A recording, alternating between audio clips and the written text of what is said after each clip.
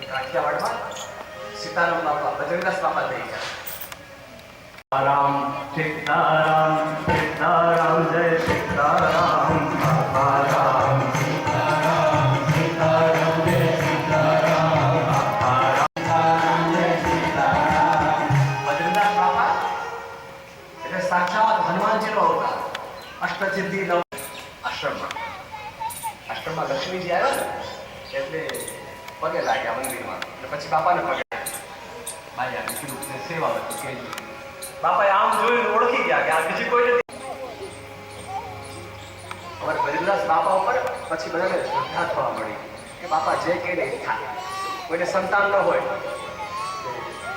માના બાપના ચરણમાં જઈને કહે બાપા માટે દીકરો નથી.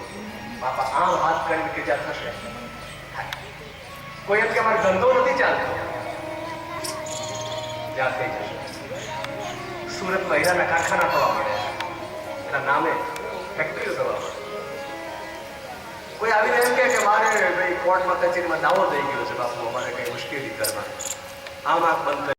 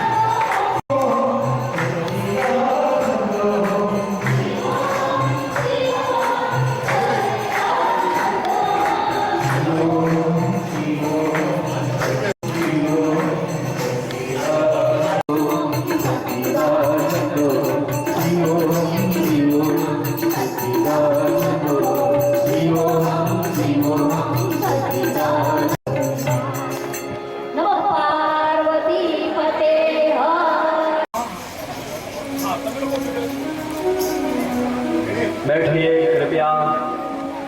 अपना मुख्य यजमान एडी पटेल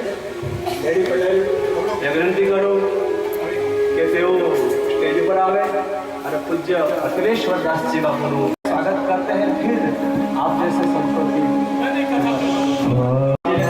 अभिवादन करीशू.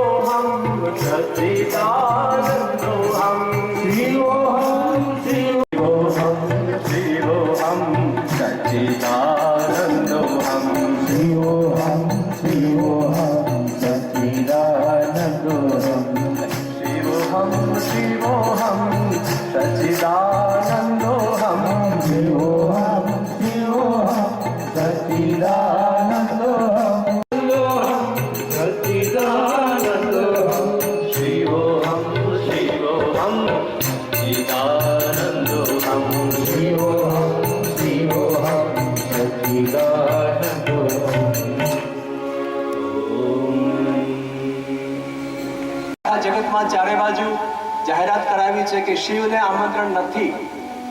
કોઈને આમંત્રણ ન આપીએ તો આપણે ખાનગી રાખીએ કે ભાઈ ફલાણે આમંત્રણ નથી આપવું તો આપણે ખાનગી રાખીએ ને. પણ દક્ષિણાજીએ શું કર્યું? આ યજ્ઞ શિવના અપમાન માટે હતો. હાથે કરીને આખી દુનિયામાં જાહેરાત કરી અને કંકોત્રીમાં નીચે તાજા કલમ કરીને લખ્યું હતું કે બધાને આમંત્રણ છે પણ શિવને આમંત્રણ નથી.